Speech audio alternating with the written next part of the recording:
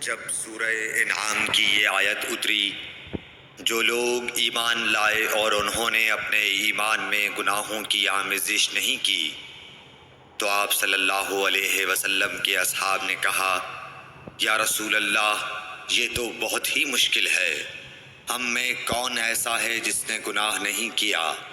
تب اللہ پاک نے سورہ لقمان کی یہ آیت اتاری کہ بے شک شرک بڑا ظلم ہے۔ صحیح بخاری حدیث نمبر 32۔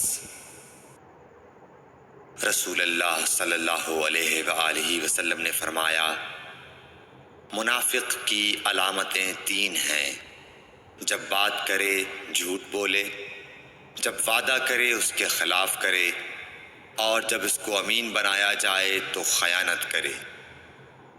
صحیح بخاری حدیث نمبر 33۔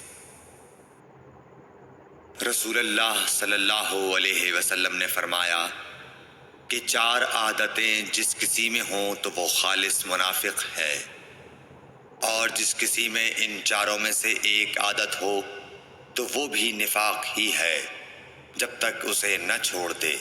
وہ یہ ہیں: جب اسے امین بنایا جائے تو امانت میں خیانت کرے، اور بات کرتے وقت جھوٹ بولے، اور جب کسی سے عہد کرے تو اسے پورا نہ کرے، اور جب کسی سے لڑے تو گالیوں پر اتر آئے۔ صحیح بخاری حدیث نمبر 34۔ رسول اللہ صلی اللہ علیہ وسلم نے فرمایا، جو شخص شب قدر ایمان کے ساتھ محض ثواب آخرت کے لیے ذکر و عبادت میں گزارے، اس کے گزشتہ گناہ بخش دیے جاتے ہیں۔ صحیح بخاری حدیث نمبر 35۔